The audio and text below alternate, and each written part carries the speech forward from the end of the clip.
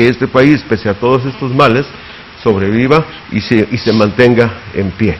Y por eso es que le quiero mencionar que los señores diputados, y tendremos que hablar de todos, porque al final de cuentas, pues es cierto, lo hemos dicho varias veces, discutirán, tendrán diferencias ideológicas, tendrán cuestiones partidistas, pero a la hora del reparto de la prebenda son coincidentes y se reparten de manera equitativa. Aquí vuelve a aplicar aquello de que las ideologías los separan, pero el presupuesto los une. Los une, exactamente, esa frase la acuñó el señor J. Carmen García, el primer diputado panista, por cierto. Bueno, en esta información que difunde este grupo, nos dice que los representantes populares, pues resultan, ya viendo el tabulador, resultan hasta inteligentes.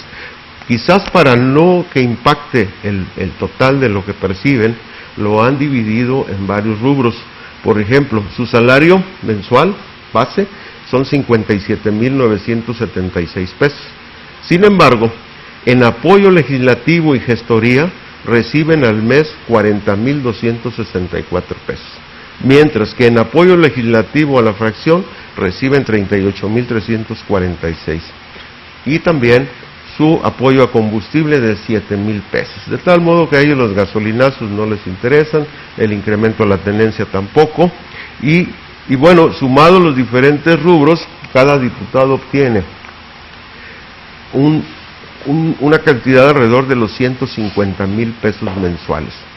Claro, además de otras pizquitas que se consiguen por cabildear algunas autorizaciones, algunas concesiones, y los diputados obviamente que reciben esas pizquitas, esas comisiones, esos apoyos, y bueno, quiero decirle que están igual. Por eso es que si usted consulta la página donde las percepciones que tiene la diputada Marianela Villanueva, que es del Verde Ecologista, la del diputado Juan Pablo Escobar, que es del PAN, que percibió en el año pasado al final es más de 170,000 pesos, si usted consulta la de Ruth Iscareño, que es del Altiplano, ella, por ejemplo, el mes de diciembre recibió 276,000 pesos.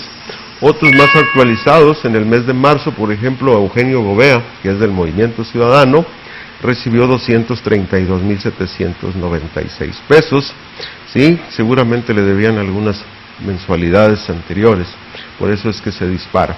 Pero si usted quiere todavía molestarse más, después de saber cuánto ganan sus diputados, que autorizan la tenencia y autorizan los impuestos que pagamos los contribuyentes. Lo que quieras hacerme pasar un mal domingo. Bueno, pues ahí le va. Un diputado federal rebasa en mucho al diputado local. Un diputado federal tiene una dieta de 75,379 pesos, ¿sí? Pero además recibe asistencia legislativa por 45,000. Reciben para servicio de atención ciudadana 28,772,000 pesos, ¿sí? 72 pesos, y recibe vales de despensa, pero además recibe el seguro colectivo, recibe sobre seguro de gastos médicos, ¿sí? Gastos mayores, gastos funerarios, apoyo a la tarjeta para no pagar las casetas, para usar sin costo esas autopistas, les ofrecen boletos de avión cada vez que vayan a su distrito, a pregonar y a difundir sus logros allá en la Cámara. Bueno, pues todos esos apoyos y todos esos beneficios, esas prebendas que reciben esto, lo que le llama a la casta divina o las vacas sagradas de allá de la India, bueno, pues esto lo paga entre usted y yo y todos los contribuyentes que obligadamente estamos pagando puntualmente nuestros impuestos, ya sea de tenencia o de otros servicios. O sea, el propósito es amargarle a uno el domingo. No, el propósito es que se entere, que sepa, que conozca, no para que aspire a ser diputado y ocupar un lugar. Bueno, muchos quisieran, muchos anhelan, se puede despertar la ambición y decir, bueno, pues yo quisiera ser diputado. No, se trata de que el ciudadano, nosotros, sepamos cuánto cuesta cada diputado y que, mire, hay una situación, los diputados son inteligentes, por eso le digo que para que no impacte mucho y cause mucha molestia el salario total, lo dividen. Pero una cosa es cierta, los ciudadanos tendrían la posibilidad de impugnar y presionar para que desaparecieran, por ejemplo, el apoyo legislativo, porque si efectivamente su salario no puede ser tocado, porque es un derecho, pero el salario, como le decía, son 28 mil pesos quincenales, casi 29, esos serían intocados, pero el resto de apoyos, por ejemplo, el comité de gestoría y queja, el apoyo al comité de gestoría y quejas de la bancada, el apoyo por gasolina, el apoyo legislativo y gestoría, el apoyo legislativo en la fracción parlamentaria, por ejemplo, y otras percepciones, esas sí se pueden discutir y la ciudadanía podría cuestionar y llevarlos a un tema de decir, bueno, ¿y quién autorizó? ¿Sí?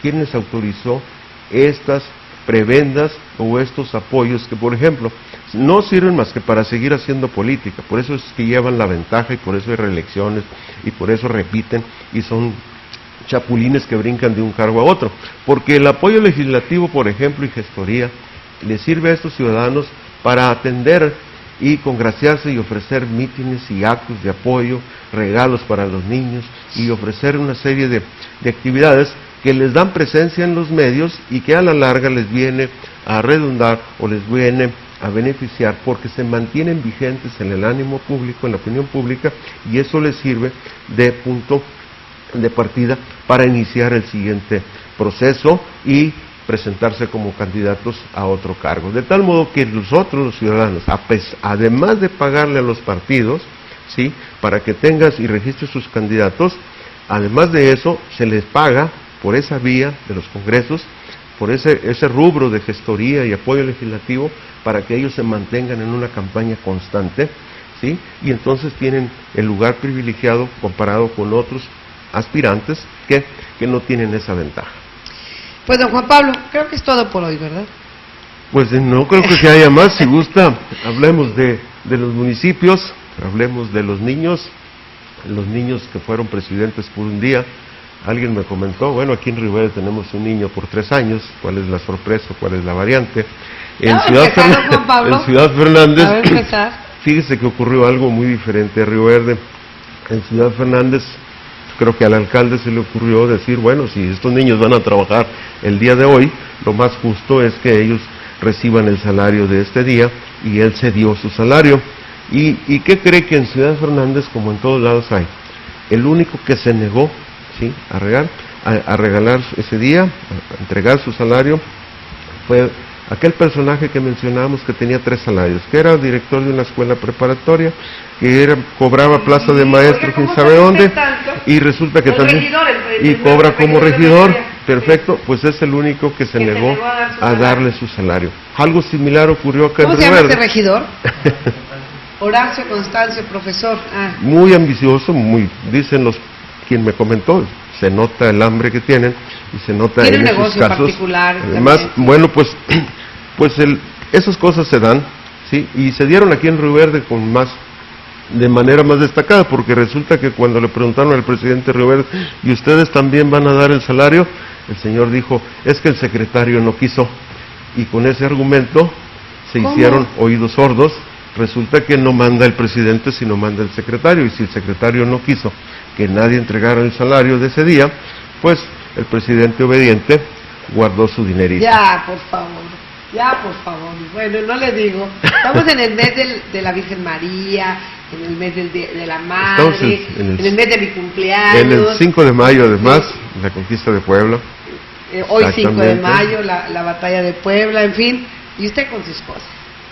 Son cosas que ocurren y que hay que citarlas porque, como lo he dicho otras veces, guardar silencio nos hace cómplice. Algo más, don Juan Pablo. Por mi parte, muchas gracias por la invitación. Quizá, a mí algo se me quedaba en el tintero preguntarle su punto de vista acerca del motín o la pelea que hubo al interior del CEPRERESO. Fíjese que hay una situación a mí se me hace bastante peligroso. A raíz de donde hay finalmente 13 muertos en la cárcel de La Pila, tomaron la inteligente decisión para disgregarlos, disgregar a estos grupos, los segregaron, 10 como que a cada, para que les toque acomodarlos. Entonces nos están mandando a todos lados, no es la excepción Río Verde. Así que pues vienen, yo creo, como líderes a enseñarles a los que están por aquí, por si no sabían la forma de cómo rebelarse y de cómo golpearse y de cómo extorsionar todo lo que está pasando en la pila, y que es una realidad de lo que sucede en nuestro sistema, casi en todo el sistema carcelario de nuestro país. Pues, desgraciadamente fue una mala decisión eso de sacar. Si tiene usted una caja, despresurizar, le llaman. Sí, si tiene una caja de manzanas y tiene 5 o 6 que ya están dañaditas y las manda a otras cajas, pues le va a contaminar el resto de las cajas, de tal modo que eso yo considero una mala decisión, sobre todo porque los reclusorios del interior del estado no tienen los mismos recursos ni la misma capacidad de controlar a ciertos reclusos. Esto refleja el incidente de la pila, refleja muchas cosas más. No es tan simple como un pleito entre reclusos, es un pleito grande entre mafias, entre grupos delincuenciales que llevan su lucha y sus conflictos al interior de las cárceles, y obviamente pues hay daños colaterales, hay gente que no tiene por qué ser dañada, y desgraciadamente la autoridad no tiene la capacidad de detectar, de aplicar medidas que vengan a asegurarle, a no revolverlos, porque en la mayoría de las cárceles resulta que un ladrón de bicicletas está recluido casi en la misma área que un traficante, un delincuente mayor, o viceversa, de tal modo que esas situaciones son las que el gobierno del estado debe vigilar, y como le decía la vez pasada, ahí lo que refleja es la falta de capacidad de algunos funcionarios que no conocen. Creo que recién cambiaron al director y pusieron a otra persona con más trayectoria, con más experiencia, y esperemos que ahora sí se resuelva. Pero como le digo, esa idea de despresurizar, de sacar a los reclusos para repartirlos y romperles el coto de poder que habían constituido, pues puede traer consecuencias, porque van a generar en los demás reclusorios otra situación. Hay una presión muy fuerte, quiero decirle, que aprovechan esas situaciones de conflicto. Es los grandes empresarios que invierten en la construcción de penales. Ese es el objetivo de algunos que están presionando, precisamente aprovechando situaciones como esa para decir, no, lo que se tiene que hacer es privatizar los reclusorios y entregárselos a los empresarios privados. Para allá va la idea, no crea. El problema es, como le digo, que siempre se maneja, y solamente cuando uno se revisa la información entre líneas encuentra el verdadero fondo de las cosas. Señor, muchísimas gracias por habernos acompañado. Nos vemos y nos escuchamos la próxima semana, si me hace todo favor. Si nos invitan, claro que sí. Muchísimas gracias. Voy a mensaje, no le cambie, regresamos con los niños destacados, con algunos de los niños destacados del municipio de Ciudad Fernández. Volvemos.